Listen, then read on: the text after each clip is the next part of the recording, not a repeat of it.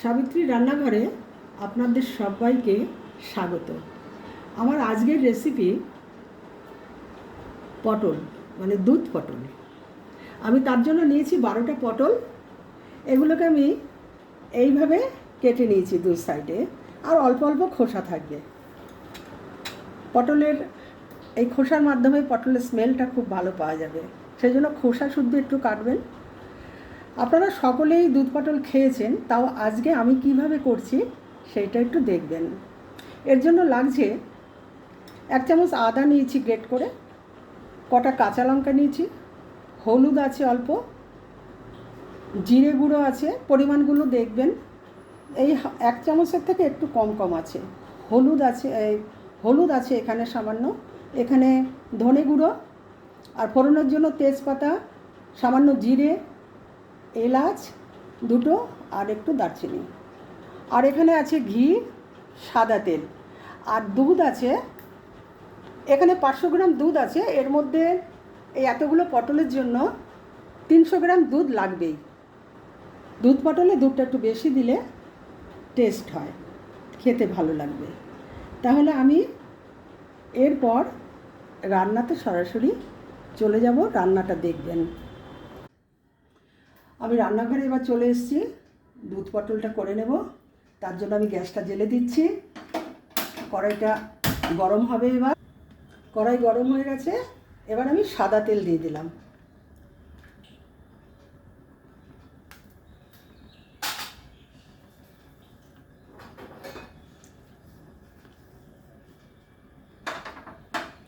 তেলটা গরম হবে, তেল গরম হয়ে গেছে। নুন হলুদ মাখিয়ে নিয়েছি পটলগুলোতে, এবার আমি ভেজে নেব।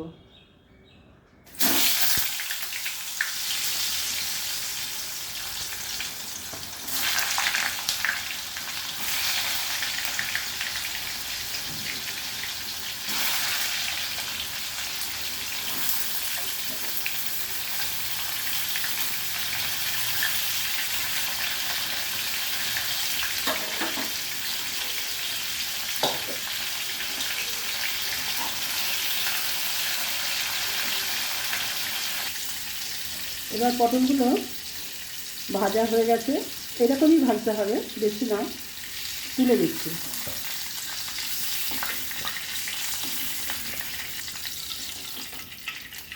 পরের পটলগুলো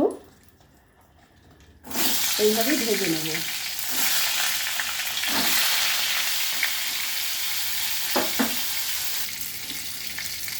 পটলগুলো ভাজা হয়ে গেছে, এগুলো এবার তুলে নিচ্ছি।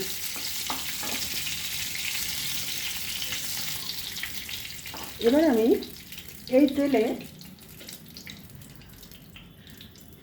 আর একটু তেল দিলাম। এবার আমি ঘি মেশাবো, ঘি দিলাম, পরিমাণ মতো ঘি দিলাম।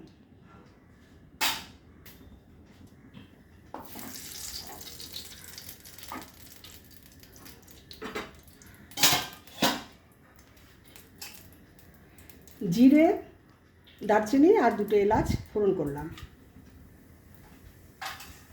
দুটো তেজপাতা দিয়ে দিলাম।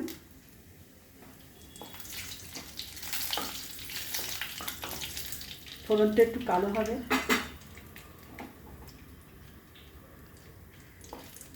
একটু ভাজা হবে আর কি।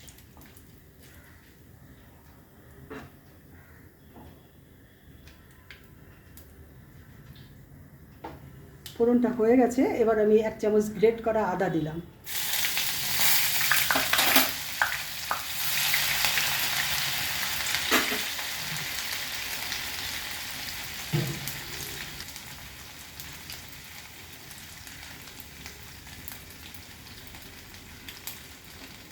আদাটা একটু ভাজা হবে।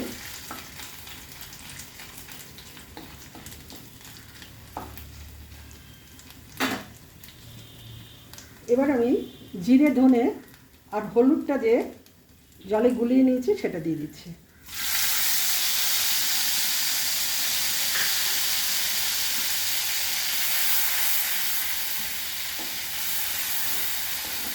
মশলাটা একটু কষাতে হবে।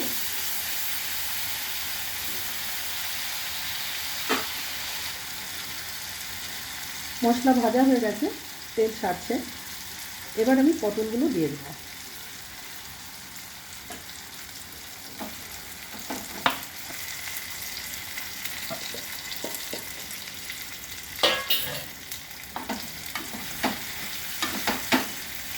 এবার পটলগুলো এর সঙ্গে কষিয়ে নিতে হবে মশলার সাথে।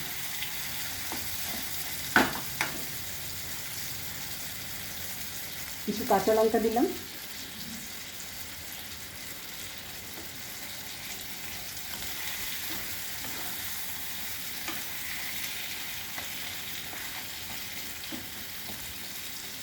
পটল তো ভাজাই ছিল, একটুখানি কষিয়ে নিলাম।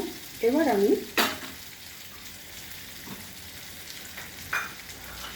দুধ দিয়ে দেবো।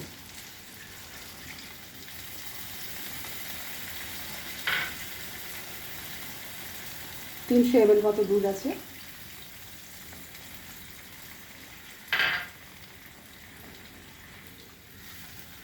এবার ফুটতে দেব।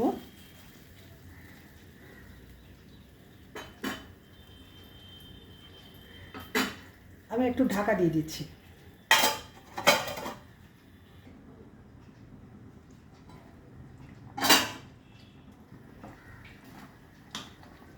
পটল সেদ্ধ হয়ে গেছে।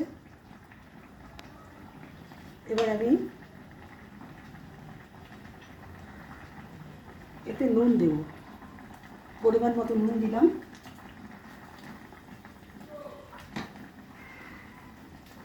পরিমাণ মতো চিনি দিলাম। আপনারা যেমন খাবেন সেই মতোই চিনিটা দেবেন টেস্টের জন্য। রান্নাটা যদি ভালো লেগে থাকে অবশ্যই সাবস্ক্রাইব করবেন, কমেন্ট, শেয়ার করবেন। এরপর আমি গরম মশলা দিচ্ছি। আপনারা সুস্থ থাকবেন, ভালো থাকবেন, এই বলেই আজকের রান্নাটা আমি শেষ করছি। কেমন লাগছে কমেন্টের মাধ্যমে জানাবেন। লাস্টে আমি একটু ঘি দিয়ে দিচ্ছি।